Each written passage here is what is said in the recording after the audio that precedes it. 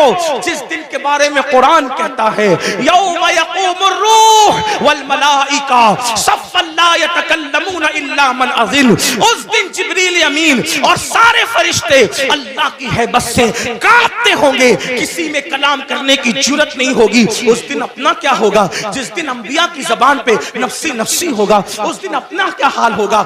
आज तो ये भी होता है कि किसी लड़की से प्यार की बात की, मोहब्बत की बात की, अफेयर की बात की, रिश्ते की बात की, और फिर का तेरे साथ शादी करेंगे, और फिर शादी के नाम पे उसका शबाब लूट लिया, उसके साथ जिना कर लिया, उसके साथ सारी रंगरेलियां मना ली, सारा खेल कूद कर लिया, और उसके बाद का अब तेरे साथ शादी नहीं करेंगे क्योंकि तू इस काबिल नहीं है, तेरे अंदर ये ऐब है, ये ऐब है, ये ऐब है। याद रखना, किसी पे जुल्म करने वालों अच्छी तरह याद रखना, पहली बात तो अफेयर करना जायज न था, पहली बात तो नाजायज ताल्लुकात करना जायज न थे, पहली बात तो किसी लड़की से दोस्ती करना जायज न थी, और अगर की थी और वादा किया था अल्लाह अकबर तो ज़िना और उसके साथ तन्हाइयां जायज न थी।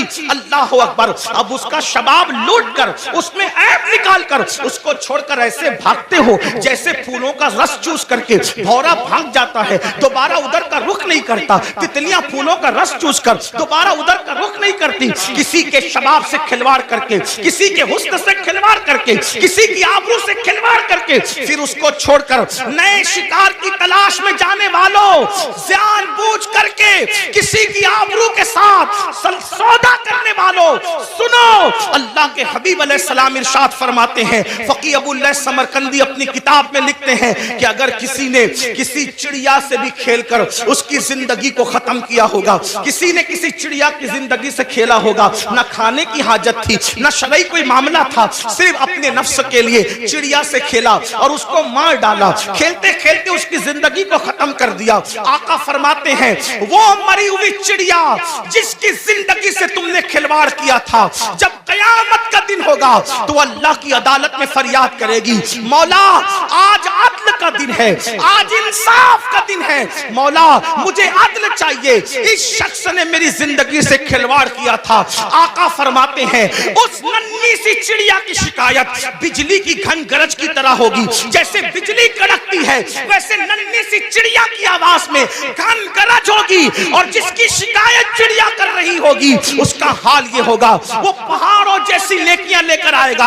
अल्लाह इरशाद फरमाएगा आज अदल का दिन है, आज इंसाफ का दिन है, और फिर मेरा अल्लाह फरमाएगा जिसने चिड़िया की जिंदगी से खिलवाड़ किया आज उसकी नेकियां नहीं देखी जाएगी, इसको मुंह के बल घसीटते हुए जहन्नम में डाल दिया जाए। आपसे पूछना चाहता हूं, नफ्स के पुजारियों से पूछना चाहता हूं, नफसानी ख्वाहिशात में डूबे हुए इंसानों से पूछना चाहता हूं, अगर किसी छटाक भर की चिड़िया की जिंदगी से खेला होगा तो पहाड़ों जैसी नेकियां रद्द हो जाएगी और इंसान जहन्नम का ईंधन बनेगा।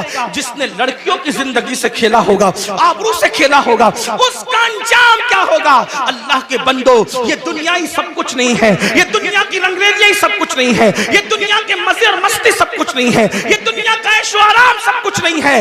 उस दिन के बारे में डरो जिस दिन के बारे में कुरान कहता है यौम यक़ूमुर रूह वल मलाइका सफ़्फ़न ला यतकल्लमून इल्ला मन अज़िन। उस दिन जिब्रील अमीन और सारे फरिश्ते अल्लाह की हैबत से कांपते होंगे, किसी में कलाम करने की जुर्रत नहीं होगी। उस दिन अपना क्या होगा? जिस दिन अंबिया की जबान पे नफ्सी नफ्सी होगा, उस दिन अपना क्या हाल होगा? इसलिए लोग लड़कियों की जिंदगी से तो खेलते हैं, खुद की बीवी का अगर सालन में नमक ज्यादा हो जाए तो तलाक दे दे, मारे पीटे।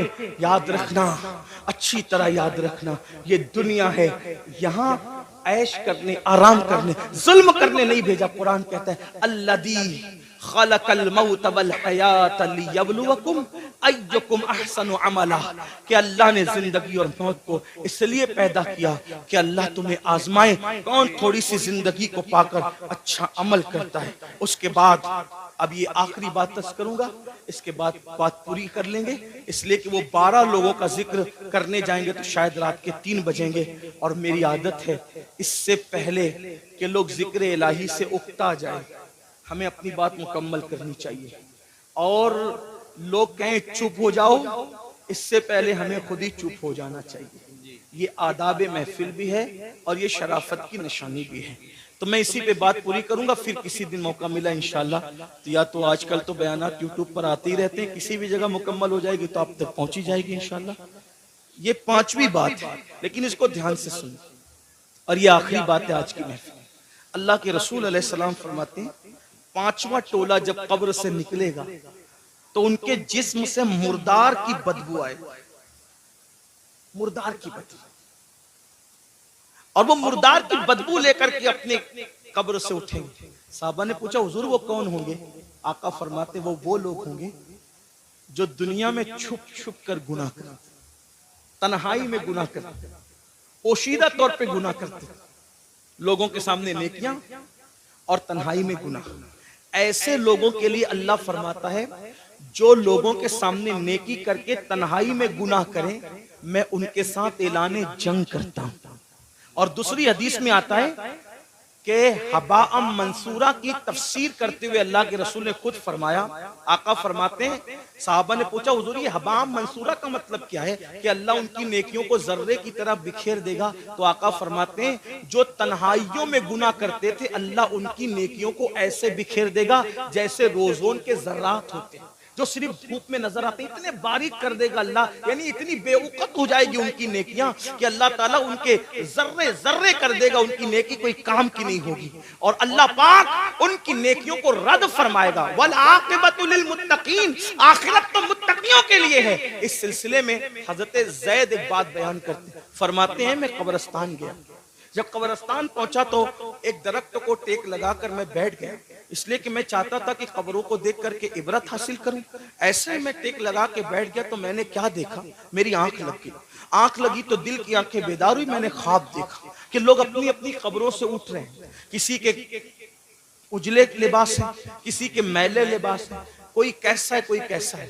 लेकिन एक शख्स को मैंने देखा, जब वो उसकी कब्र से उठा, उसकी कब्र से, तो एक आसमान से आग की चैन जंजीर आई और उसके हलक में डाली गई, और वो उसके हलक से गुजरते हुए पेट, और पेट के बाद फिर नीचे के मकाम से वो जंजीर निकल गई, और वो चीख रहा था, चिल्ला रहा था, और चीखते चिल्लाते कहता था, मुझ पर ये क्या अजाब हो रहा है? क्या मैं नमाज नहीं पढ़ता था?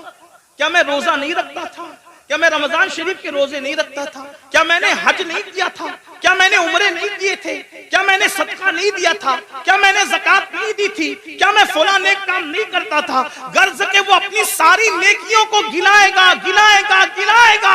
इसका मतलब वो गुनहगार नहीं था, वो नेकोकार था, इसलिए वो वहां भी नेकियों को गिनाएगा। हजरत ज़ैद कहते हैं, जब वो अपनी नेकियों को गिना रहा था तो गैब से आवाज आई, बंदे तू सारी नेकियां करता था, लेकिन जब तू अकेले में और तन्हाई में होता था तब तू गुनाह करता था, अल्लाह से नहीं डरता था। तो जिसने तन्हाई के अंदर गुनाह किया, अल्लाह ने उसकी नेकियों को ज़ाय कर दिया। आपसे पूछता हूँ, अल्लाह के बंदो, नरम नरम गद्दों पे लेटकर रात की तन्हाइयों में चार दीवारी में क्या देखते हो?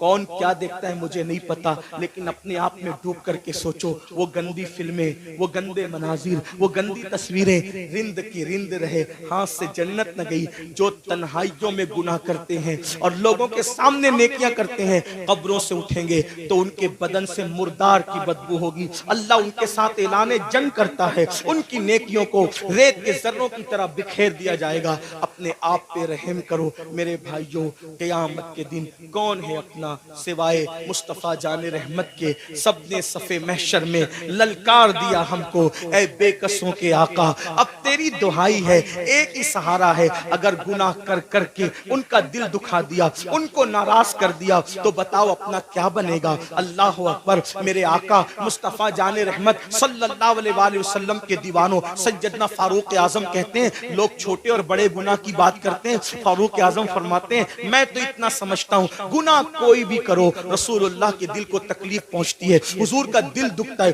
कोई गुनाह करो, दिल हुजूर का दुखता है। अब आपको से पूछता हूँ, चेहरों से दाढ़ियां मुंडाकर गटरों में फेंकते हो, फारूक आजम कह रहे हैं आका का दिल दुखता है। गंदी फिल्में देखते हो, फारूक फारूक आजम कह रहे हैं आका का दिल दुखता है। किसी औरत पर बदनजरी करते हो, आका का दिल दुखता है। मस्जिदों को वीरान करते हो, आका का दिल दुखता है। नमाजों में सुस्ती करते हो, आका का दिल दुखता है। किसी मोमिन को गाली देते हो, आका का दिल दुखता है। इतना रसूलुल्लाह का दिल कब्र अनवर में दुखाओगे और उसके बाद मैदान महशर में जब शफाअत की भीख लेने के लिए उनकी बारगाह में पहुंचोगे, अल्लाह न करे अगर उन्होंने मुंह फेर लिया और मुंह फेर करके ये कहा, ओ मुनाफिक झूठे, मुझसे इश्क का दावा करता था और मेरे दिल को छलनी छलनी करता था, मेरे दिल को दुखाता था, मेरे दिल को तकलीफ पहुंचाता था। बताओ भाइयों, जब सब ने ललकार दिया होगा तो उसी आमिना के लाल का सहारा होगा, मेरे आका अलैहिस्सलातु व तस्लीम की शफाअत होगी। अगर वो भी मुंह फेर लें, हालांकि उनके करम से ऐसी उम्मीद नहीं है, लेकिन उनकी मिजाज की नजाकत बेचैन भी करती है।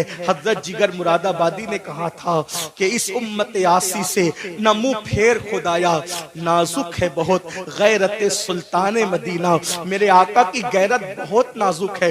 कितनी नाजुक है इतना अंदाजा कर ले।